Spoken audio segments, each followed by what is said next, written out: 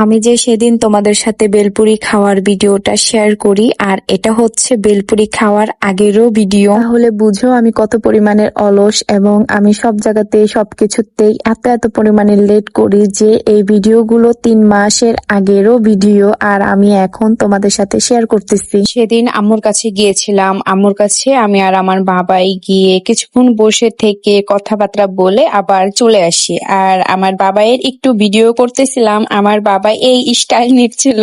যখন বলতেছিলাম এই স্টাইল তোমাকে কে শিখিয়েছে, তখন বলতেছে হামিম শিখিয়েছে, হামিম মামা শিখিয়েছে। আচ্ছা, তারপর আমি আর আমার বাবাই আম্মুর ওইখান থেকে চলে আসি। এটা হচ্ছে আমাদের বাসার পাশেই মাদ্রাসা আছে, সেই মাদ্রাসার সামনে। আমাদের বাসায় যেতে হলে এই মাদ্রাসার রাস্তার সামনে দিয়ে যেতে হয়। যাওয়ার সময় মাদ্রাসার সামনে প্রায় সময় মানে বেশিরভাগ সময় এই ছোট ছোট ফুচকা আর ঝালমুড়ি দেখতে পাই, কিন্তু কখনো খাই না, মানে খাওয়ার মতন সময় হয়ে ওঠে না। যখন আমি ঝালমুড়ি আর ছোট ছোট ফুচকা ভাইয়াটাকে ভিডিও করতেছিলাম, তখন ভাইয়াটা হাসি দিয়ে বলে আমার ভিডিও করতেছেন, আচ্ছা আমি ভালো মতন কাটিকুটি, আপনি ভিডিও করেন। আমি আর আমার বাবাই যখন এই রাস্তা দিয়ে যাচ্ছিলাম আম্মুর কাছে, তখনই আমার বাবাই ফুচকা দেখে বলতেছে আম্মু আমি ফুচকা খাবো। তখন আমি আমার বাবাইকে বুঝাচ্ছিলাম যে আচ্ছা কথা দিচ্ছি, তুমি আগে আপুর কাছ থেকে আমরা আসি, তারপরে হচ্ছে তোমাকে আমি ফুচকা খাওয়াবো। আমার বাবাইটাকে যদি আমি কোনো কথা বুঝিয়ে বলি তাহলে আমার বাবাই মাশাআল্লাহ বোঝার চেষ্টা করে। যেহেতু আমি আমার বাবাইকে কথা দিয়েছিলাম